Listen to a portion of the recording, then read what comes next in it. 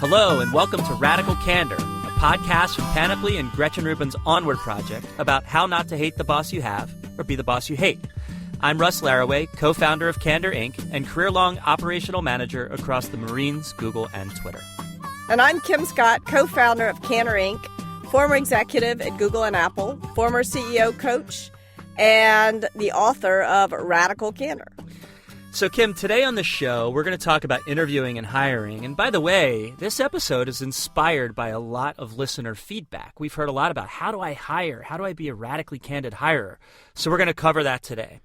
A good manager is nothing without a good team. And so it's critical to be able to bring on great people, but really hard to do well. So hard to pick just the right people. Somebody told me early on in my career that if you get half your hiring decisions right, you're batting above average.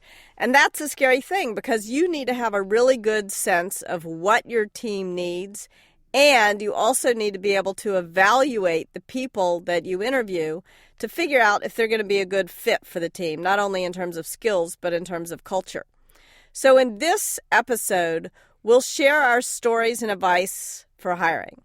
Along the way, we'll share some stories about times when we've screwed this up. We'll answer a coaching question about determining whether you have an issue with hiring. And we'll finish, as always, with our Candor checklist. We'll give you some specific hiring and interviewing tips. Ready, Russ? Yeah, let's do this. So, Russ, you and I have both hired a lot of people. I think there were about 4 years when I was working at Google, at least, where I spent 25 to 50% of my time just hiring. And we certainly haven't always got it right. No. By the way, during that same time, Google was putting badges on your internal page. Everyone had their own page on the internal intranet. And I don't know if you know this or if you ever checked your badges, but they gave out a badge for having interviewed 500 people. I got a badge for interviewing 1,000 people. There you go. I'm not sure if I ever made it to 1,000, but absolutely made it to 500. Hiring is hard, and there's a bunch of things that make it hard. First of all, time pressure. Like interviewing 1,000 people takes up a heck of a lot of time. Yeah, and an interview setting often gives you sort of, I guess, a limited ability to assess skills and fit. Yeah, right? You've got 45 minutes or an hour at best, and now all of a sudden you're going to decide if you're going to hitch your wagon to this person. Yeah, try to make sense of their background and all of that stuff. Another thing that makes it hard is bias. We all know we're biased, and figuring out how to deal with that in an interview situation is hard. Especially in our industry, but I think pretty much all industries, there's just really intense competition for great candidates. They have lots of options, and you're trying to find people in an environment where they can go almost anywhere else they want. So you're not just deciding if they're right, you're selling at the same time. That makes it hard. That makes it really tough. And so I have a story about a time that I got this wrong for a couple of those reasons, actually. It was when I was working at Twitter, when I was hiring for a reasonably senior role and hired this person. We'll just call him Arvin for the sake of the story. It's a good name. And good guy, by the way, overall. And there were a couple aspects to the interviewing process that we didn't get quite right. And blew up in our face a little bit. And really, there were two big ones. Number one, we were in a really big hurry. We had a charter to grow and scale a business really fast. And on top of that, there was a very specific problem manifesting of retention of our advertisers at that time. We really needed to solve that fast. And we thought we needed to hire somebody into that role to specifically focus on retention. Well, it turns out we also, in our haste, hadn't really clarified the 3 or 4 distinct roles on my staff, right? And so those were the two big mistakes that we made. We brought in Arvin, and the complexity of the environment and the fact that we hadn't clarified the roles, I think brought out some pretty bad behaviors in him.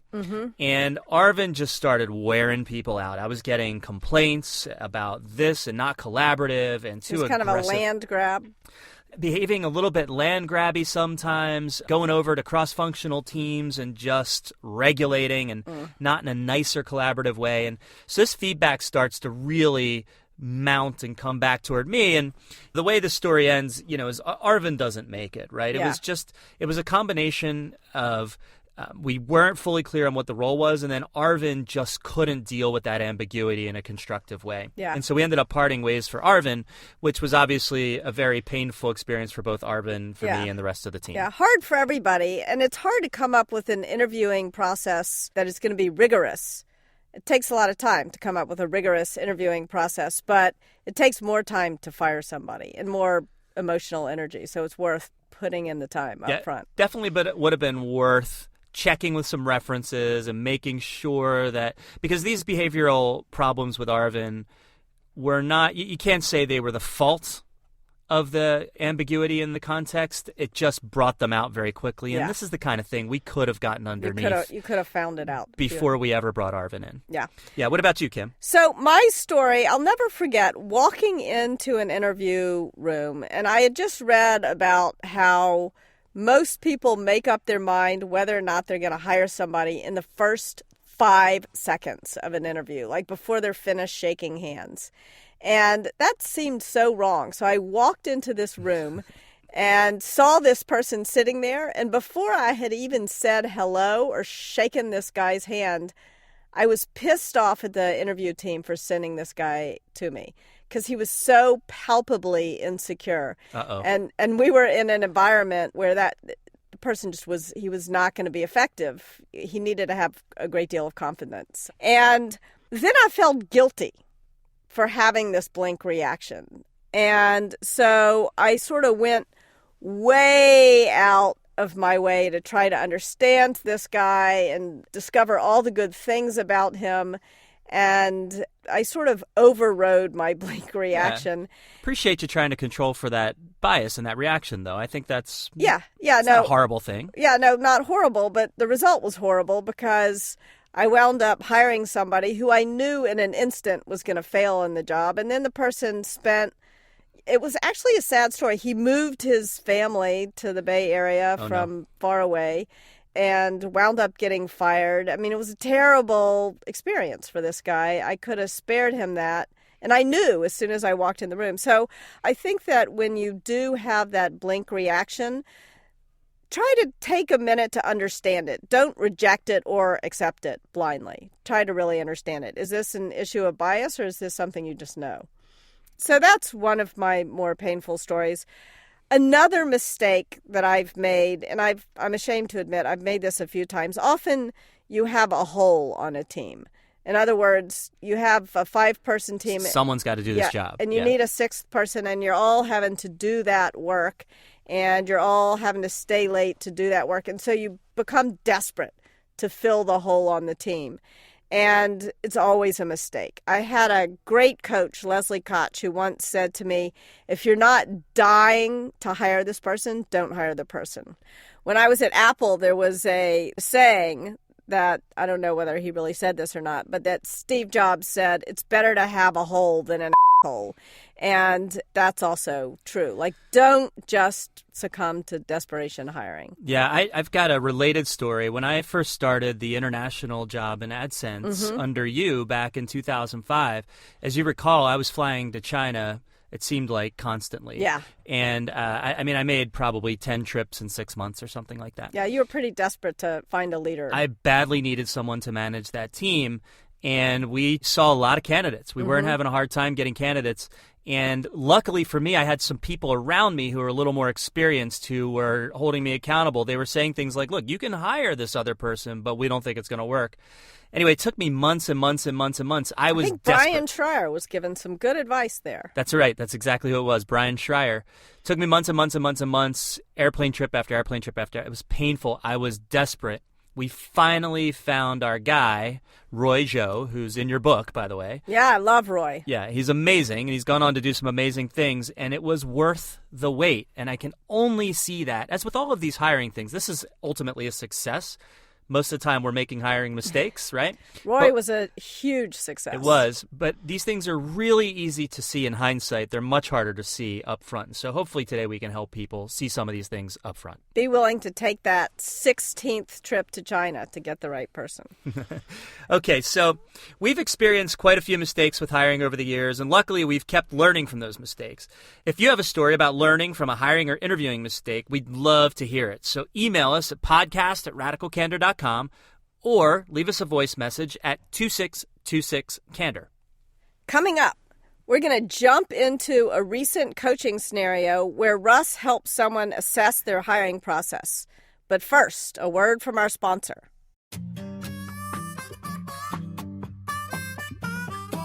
So, Kim, I was talking with a really good friend of mine. His name's Randy, and he owns a company called Gale Force. And Gale Force helps people recover after natural disasters. They have a bunch of people that do construction, and they do a bunch of mold remediation, anything you can imagine that needs to get done after some kind of disaster. And he's got this business set up at the beach where they have more than their fair share of natural disasters. And so he's got a guy on his team who he considers a very strong manager, and this guy's name is Ryan.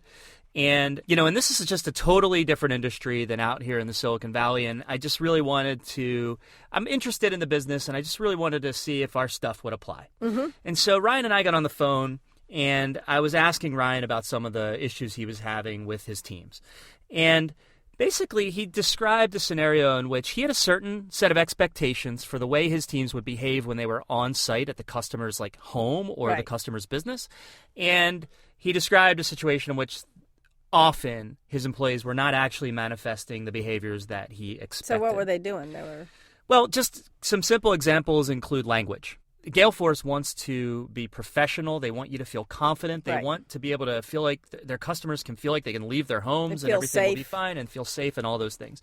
And there's a lot that goes into that. Yeah. And so Ryan, as he's talking me through this, it's pretty clear his hypothesis is that there's a training problem. Mm-hmm. Which is not unreasonable, right? He's got to teach these guys to clean up their language. Yeah, exactly. And many other things in terms of the cleanliness of the uniforms, things like that. But I'm having a different hypothesis as I'm listening, because a lot of things he's talking about feel a little more intrinsic, or at least things that you can understand if somebody cares about this on their own before they've ever been taught or tried to have been taught. It's hard to clean up your language. You're working on me, and you're not having a lot of luck. I'm definitely not. But thankfully, we have that beep. Yeah. That beep from our producers. And so I do think Ryan was asking an age-old question that I think is worth just diving into a little bit here, which is it training or is it hiring as a trainer? And how do you know? Yeah. Right? And I think in this case, it's actually pretty hard to know. If we set aside the use of foul language for a second and talk about other behaviors that would show that someone's more service-oriented, more naturally than others, I think that's the insight here. And the reason I had the hypothesis that there was a hiring problem versus a training problem was because as I started to ask questions about their hiring process, they had what sounded like a very standard hiring process, which is look at a resume, do a little bit of a rough skill assessment on the resume, have really one person who ultimately makes the decision, does most of the work, looks at the resume, does the interview, brings them in, talks to them, and makes the decision. And there's just some components of their hiring process that were obviously flawed to me, and that led me to believe that maybe there was a really big problem here with hiring. Yeah, I think you're exactly right, Russ. Like, if you think about whether people out there in the world already have kind of a service mentality, then hire those people. They've already got it. You don't have to train them. There are times when you absolutely have to train people, but if you need math skills, hire people with math skills. If you need people with a service mentality, hire people who already have that mentality. There's no reason to train people unnecessarily. Yeah, I think that's right. And getting really clear on what's most important to you. In their case, in Gale Force's case, they were hiring for things that they could teach easily, like specific hard skills, like hitting a nail. Right. But they were not hiring for the things that were, in their minds, they were experiencing much more difficult to teach, which were the behaviors that go into having a good service orientation. So if it's important to you to have your employees look presentable, just say in the interview process, like, does this person present well? Does this person look presentable when they come into the interview? Because if they don't look presentable for the interview, they sure as heck aren't going to look presentable when they come into work every day. Yeah, absolutely. I think a rigorous hiring process does take some time and focus. It takes a bit of discipline, but it's just way easier than training people and way, way easier than firing them. Yeah. So hopefully these ideas will help you assess your own hiring and interviewing processes and figure out how they align with the issues that you're seeing team-wide. And of course, now we'll talk more about how to adjust your process because it's time for this week's Candor Checklist. So through the stories at the beginning, you heard that Russ and I have made a bunch of mistakes when hiring and interviewing people, and we've learned a lot. We want to share our learnings with you in a few actionable tips for your hiring process. Tip number 1, create a 3 to 4 person hiring panel. So it's not just one person's job to hire. Identify somebody as the hiring manager, and then you can assign other specific roles on your hiring panel. One role might include there's a person whose job it is to assess specifically hard skills. Another person's job could be specifically to assess culture fit. Another person's job could be specifically to assess if this person has demonstrated the right behavior. Something like that. The hiring panel shouldn't be just a bunch of bosses. The hiring panel should include the boss for sure. The hiring manager needs to be on the panel, Yep. of course, but also the people that are going to work, that are going to be peers to this person, right? The employees on the team. If there's a heavy cross-functional component, go grab the cross-functional partner and put them on the hiring panel too. And the last principle I'd say that I think is really important for a hiring panel is try to make it as diverse as you can. If you think about it, the big problem of one person hiring, if you don't have a diverse panel, you just have a slightly different version of that problem. As you get your panel more and more diverse, whether that's ethnic diversity, whether that's gender diversity, any kind of diversity you can imagine, experiential diversity, they're all good because they help you have a broader picture of the candidate that you're trying to hire. It's also going to help you sell the candidate. There's nothing less appealing than being a woman and going in to interview for a job and only interviewing men and feeling like you're going to be the only woman in the place. It's a lonely feeling. So you want both for judgment and for sales to have a diverse interview panel.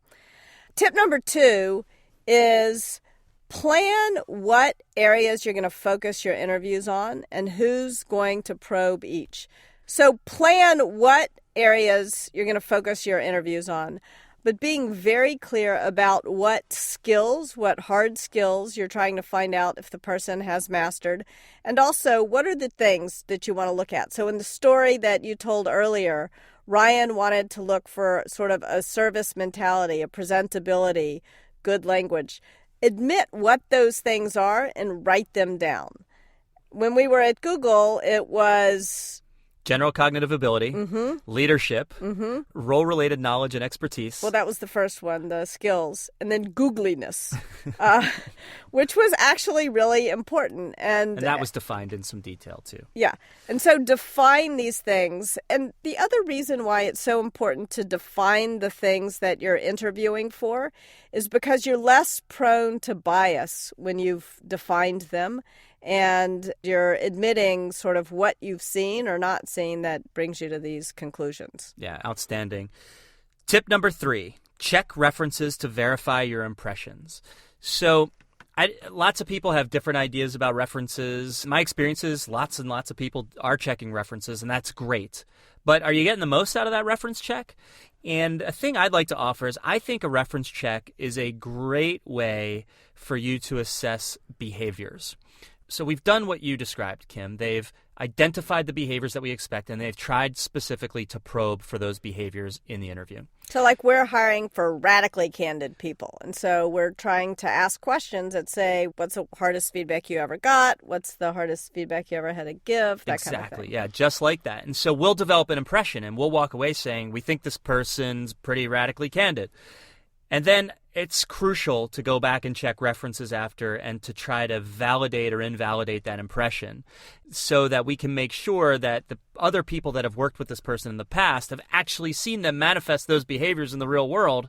It's important to understand that. And if they haven't, we might need to go back to the drawing board and check again. Also really helpful to find a backdoor reference, somebody you know in common who's going to shoot straight with you. Tip number 4. Have an in-person 30 to 60 minute hiring meeting with the panel. If you're going to ask 3 to 4 people to spend time interviewing the person, it's worth it to get together in person to share impressions on the areas that each person was assigned to have a real conversation about how everybody feels about hiring this person, and then to make a final decision. So to summarize, tip number 1, create a 3 to 4 person hiring panel. Tip number 2, plan what areas you're going to focus your interviews on.